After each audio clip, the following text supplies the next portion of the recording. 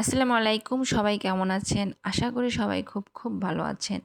তো এখানে আপনারা সিম দেখতেছেন। এখানে ২ রকমের সিম আছে। আর আমি এই সিমগুলো ফ্রোজেন করে রাখবো। যখন সিমের সিজন থাকবে না তখন যাতে খাওয়া যায়। তারপর সিমগুলো আমি একটা পাত্রে উঠাবো।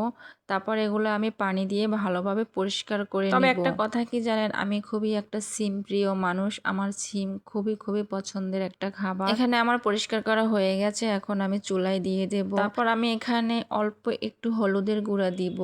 হলুদের গুঁড়া দেওয়ার কারণ হলো যাতে কালারটা আরো সুন্দর থাকে। এটা আমি বেশি সিদ্ধ করব না, পানিটা জাস্ট হালকা যখন একটু ফুটে উঠবে তখন আমি উঠিয়ে নিব।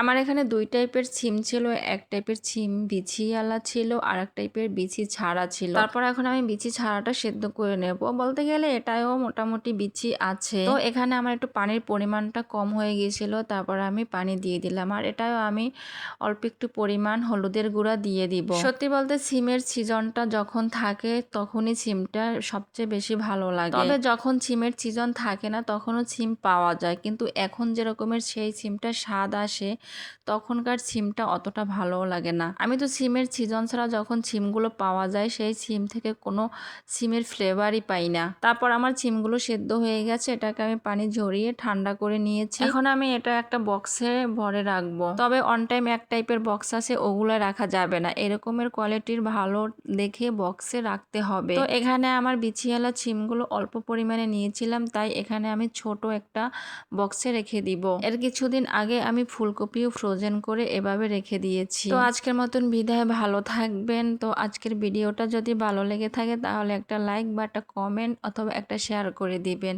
তো আজকের মতন বিদায়, আল্লাহ হাফেজ।